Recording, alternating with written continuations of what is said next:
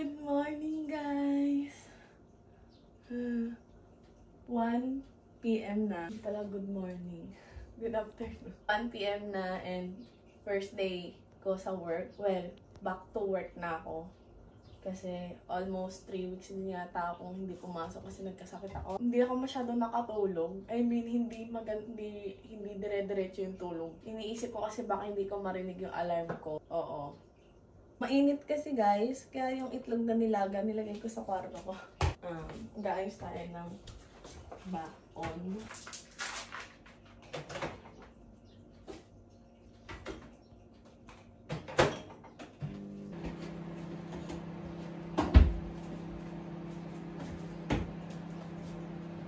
Ay, against the light. Pabaon ko guys, nilagang itlog na lang para madaling kainin. Kasi guys, namaga yung lymph nodes ko. Tama ba? O lymph nodes? Ano ba tawag ko?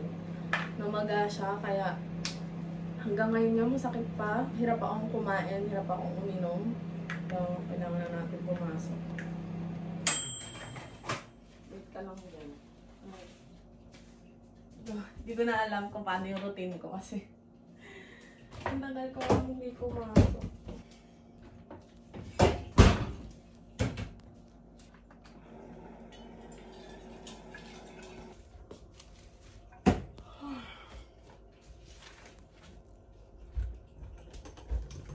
Dahil sa sobrang init, tuyo yung lababo. Saan ko lalagay? Dapat ba nanggugas muna ako ng kamay? Hindi naman siguro. Ako naman kakain nito. Hiwain ko na ba to? Daming tanong. Bilis lang kasi yung break time, guys. Dito, ewan ko kung may bagyo. Pero ilang araw na kasi nung nakaraan sobrang lakas na ulan na as in todo kidlat at kulog. Tapos ngayon sa Pilipinas, sa Manila, baha. Ay, okay. Grabe baha. Almost yung bus, yung sinendo kaibigan ko. Yung bus parang konti na lang yung kita. Konting bintana tapos bubong na. Ganun ewan ko saan ba yun? EDSA ba yun or what? Saka nagugas ng kamay.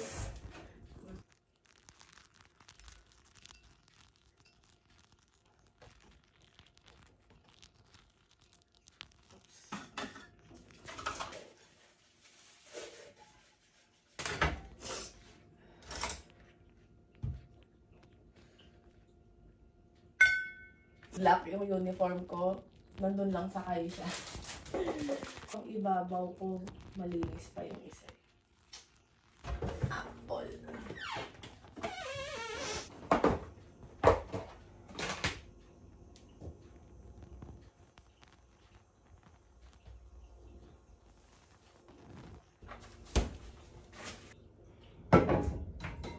Pasingawan muna natin. Kasi parang may amoy.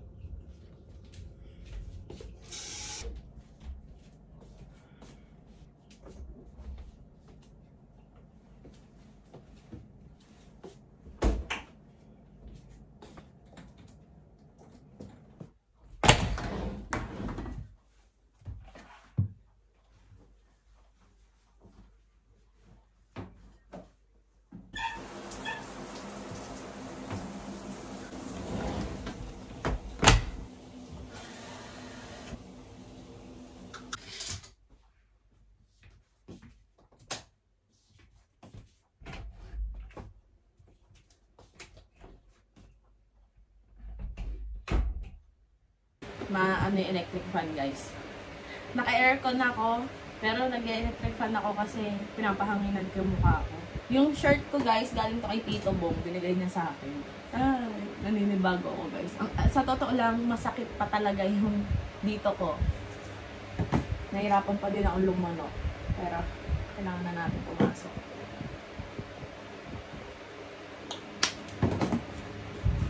Habang pinapatuyo ko yung mukha ko, maghihikaw naman ako na nakatapat sa electric fan. Sana lang dinig nyo kasi nasa likod nyo yung electric fan. Dati nagkukwintas ako pero wag na lang. Ngayon, lalo na mataas yung ventilation. Dapat dadalhin ko to sa work kasi minsan yung electric fan kasi, pangit yung electric fan na nabili ko pang work, nawawala yung hangin yan. Kapag nagalaw-galaw mong ganun. panda. Ang paa ko. Nag-lotion kasi ako, guys.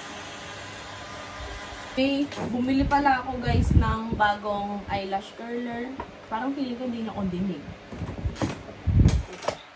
Oh, dyan. Diyan kayo. Bumili ako ng bagong eyelash curler kasi yung Shu Uemura ko na ano, maluwag na yung ano yun, itong rubber. Ang tagal na nito, guys. Parang 2 years na yata to. Or mahigit pa. And naitapon ko kasi yung ano niya, yung extra niyang ganito. Kaya itatago ko lang to, guys, para makabili ako. Pag nakabili ako ng ano, at least magamit pa natin. Sayang naman yan. Kasi ito, guys, Shiseido to. Oops. Nabukas na sa ilan. Shiseido to. Tapos, usually, diba, meron naman mga extra ganito talaga. Maganda din to, guys. Shiseido. Ano bang tawag dyan? Yun na nga. Pareho lang ba? O, pareho lang. Ang ganda, oh. Pareho lang yung lapad niya. Meron kasing eyelash curler na nakakaipit sa ganito, diba? Alam ko ito, hindi. O, parang hindi mo nga makita yung difference. I mean, walang parang parehong-pareho. Diba? Yeah. Magagamit pa naman yung isang eyelash, yung Shu Uemura, kaso lang, pag nagmamadali ako, tanggal yung rubber. So, ako, guys, lagi kong pinupunasan tong, sa pang eyebrows. Hindi ko alam, nakugalian ko na siya. Dahil yan, pag may pimples ka, lahat na lang masisisi mo talaga. Pag ganito, guys, nagpapainit na rin ako ng ulam ko para multitasking. Ang dilim na.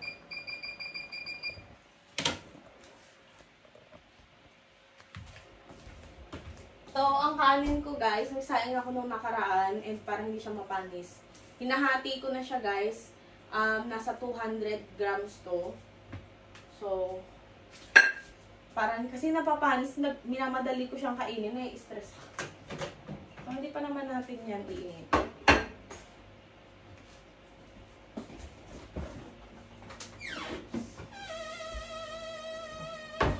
Ay, talaga ba?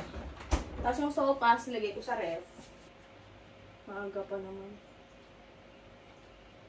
Guys, isang buong pasta to. Bus ko.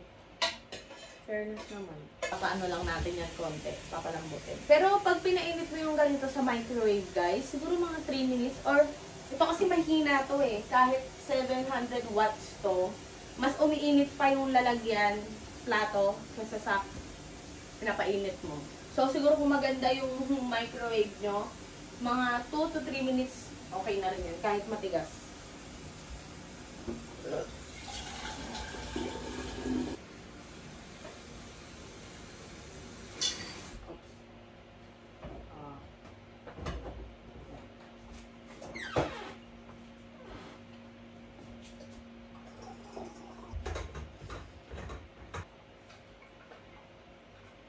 Hinihiga kasi ito sa sa locker dun sa work. Kaya tinetesting ko kasi baka mag-leak.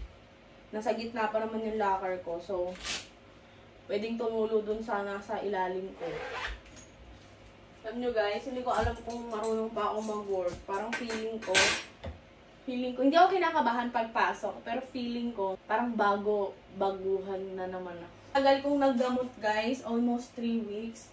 And sakit pa din siya hanggang ngayon. Hindi na ganun kasakit katulad ng mga nakaraan. Pero masakit pa din ultimo paglunok ng laway. Pwede na natin ito lagay dito.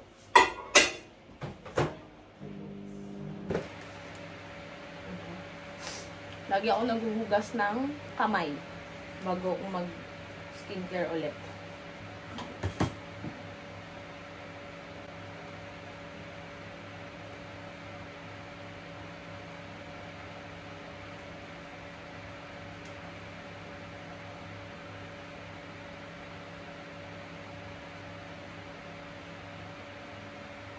Tan ko na. Nakakalimutan ko na yung mga steps ko, guys.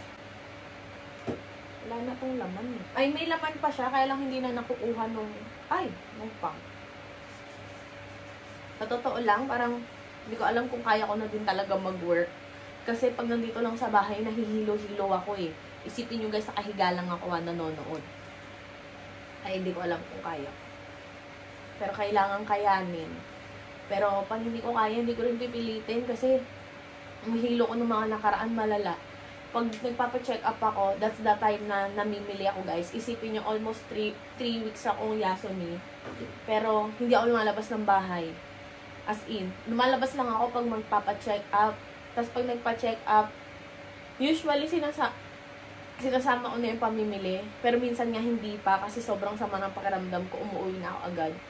Tapos wala rin naman akong gana kumain kaya yung mga kinakain ko na lang dito is kung ano yung meron. Mga nakaraan, mga 1 week ago, last week ba?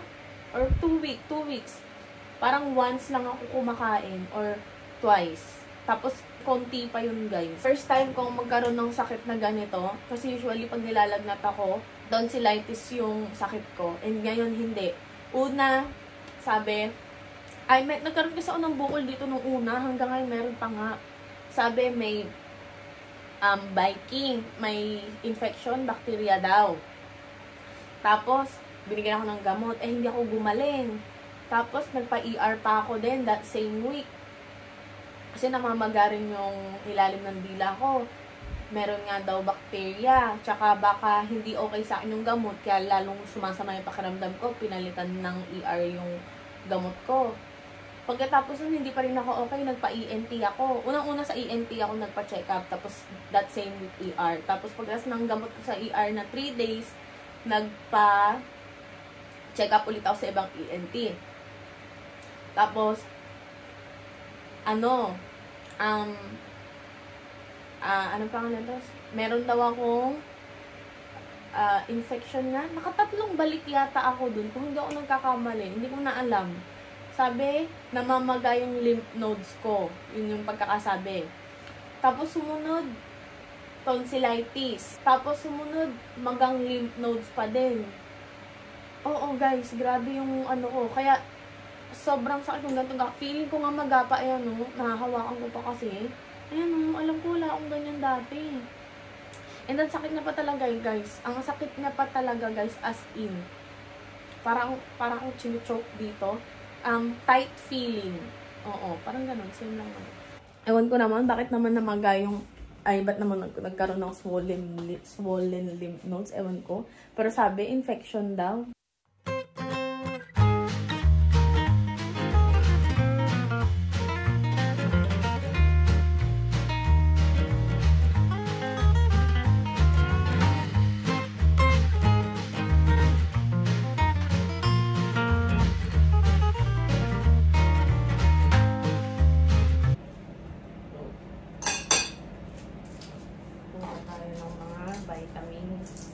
Vitamins.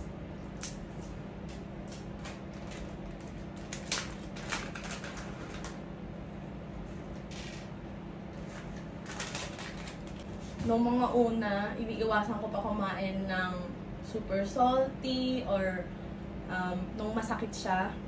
Pero ngayon, inaano ko na lang siya guys, nilalabanan ko na lang.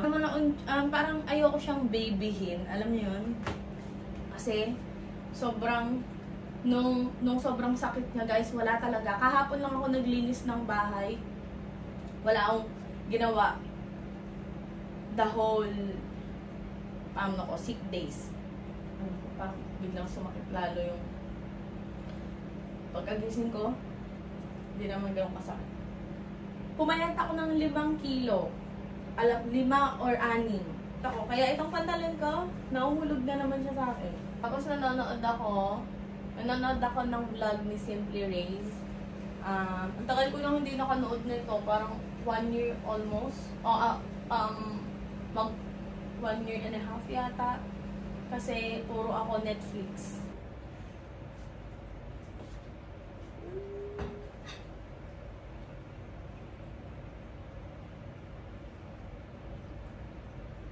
Kaya nagsopas din ako guys, kaya para may sabaw, tsaka malambot yung macaroni, di ba?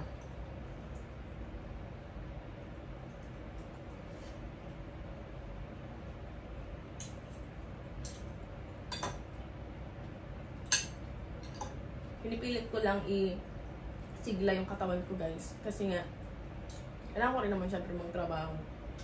Pero yung chan ko yung hindi pinalagyan. Kayang ubusin yung sopas. And feeling ko hindi na yan pwede mamaya. Hindi naman na ganun kadami. Yung pigilan kong wag magbasa masyado sa Google. Kasi sa Google, di ba, halos parang worst case yung mababasa mo dun. And hindi naman lahat. Pero usually nilalagay nila dun yung mga malala. And nabasa ko nung isang araw, Monday yata yun, na yung sakit na to is pwede ka rin may symptoms din ng anxiety or pwede kang mag-develop ng anxiety dahil sa sakit na to. And guys, so nararamdaman ko yun ng mga nakaraan. Lalo na last week, itong iPhone, di ba, ang lakas nung alarm nito. Nung nag-alarm yung phone ko, kasi iinom ako ng gamot, guys. Nung bumalikwas ako at pinatay ko yung alarm, para akong, hindi ko alam kung paano i-explain yung anxiety. Or para rin siyang heart attack. Parang sobrang bilis ng kabog ng dibdib ko, na kinakabahan ako, na hindi ko maintindihan yung pakiramdam. Na ano ko dyan sa alarm na yan. Kaya, simula nun, hindi ko na siya pinang-alarm ng gamot. Ito na lang isang phone yung ginagamit ko. Kasi feeling ko parang na-trauma ako sa kanya. Kasi iba yung alarm nitong iPhone, di ba? Ipaparinig ko. Kasi ano yung settings nitong iPhone ko. Hindi ko naman pinapalitan yung tunog niya. Kaya kahapon, gusto ko kasi dalawang phone yung nag-a-alarm kahit na same time. Para sure na magising talaga ako. Or kahit patayin ko yung isa is, may isa pa akong papatayin. Ang ginawa ko, pinalitan ko yung sound. Kasi natakot talaga ako sa kanya, guys. Para akong na-anxiety nga siguro ako. Iba naman kasi yung anxiety sa panic attack, diba? Pero yun. Hindi ko pa nababasa yung article na yun, naramdaman ko na yun last week. Kasi parang Monday ko yata nabasa yung article. Kaya sabi ko, kaya ngayon, guys, kinakalma ko yung sarili ko kasi para akong na-anxiety.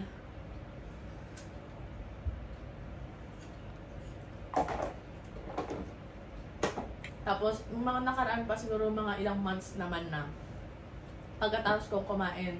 Kasi pag naghahanap ako ng matamis, apple na lang yung pinanghihimagas ko kaysa mga chocolate or ano.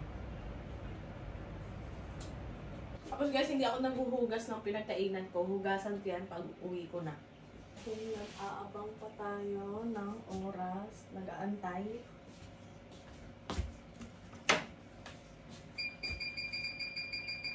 Isiset ko na yung mga para mamaya hindi ko na gagawin bago umalis. Ano ko? Tapos, ko rin, wow, ang ganda ng angle niya. Na ko din, na dapat daw talaga nag-e-exercise. Kasi, di ba daw, sinasabi daw natin na nagkakaedad na kasi kaya sumasakit na yung buto, lumulutong na. Parang sabi, hindi daw yun yung main reason. Kaya, isa daw yun sa benefits ng nag-e-exercise kasi talaga daw nagagalaw-galaw yung katawan mo. Parang ganon, something like that. Kaya, sana kahit walking lang sana, makapag-walking ako. Kahit every Sunday lang. Kaya lang ang problem is super init. So, dapat mga 5 PM ka magbo-walking ganyan.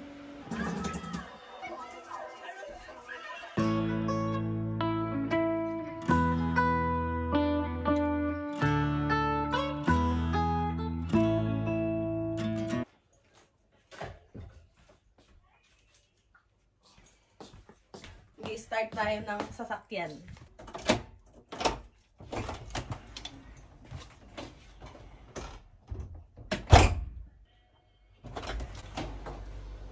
Hindi pa umuulan.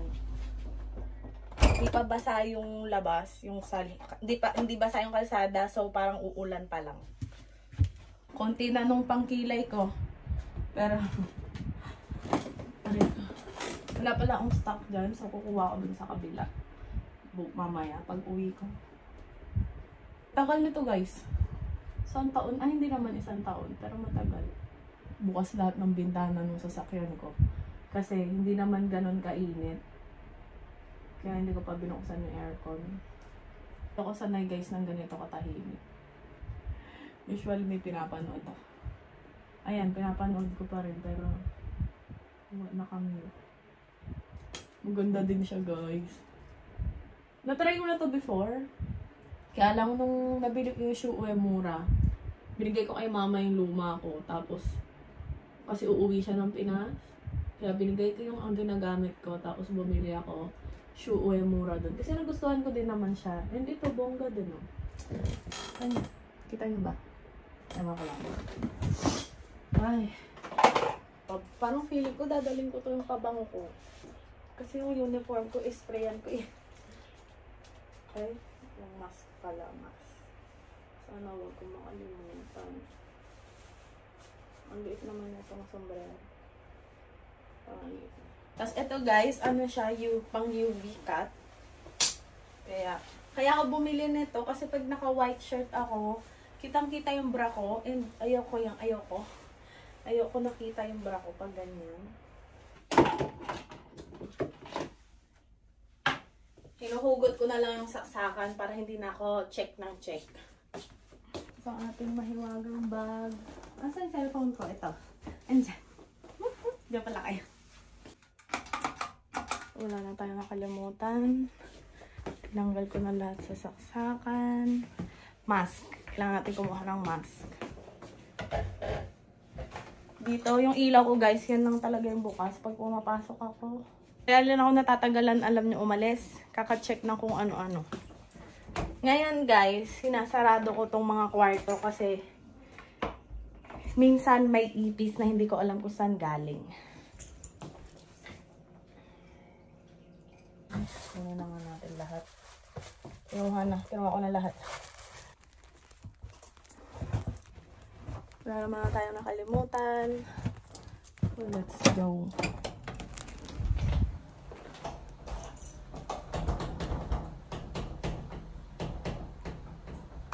Nakailang hila talaga.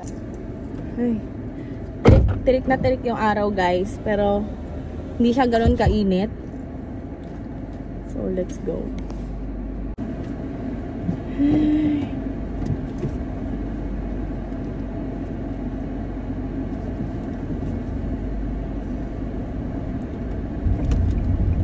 Pero gusto ko nang maging back to normal. Gusto ko nang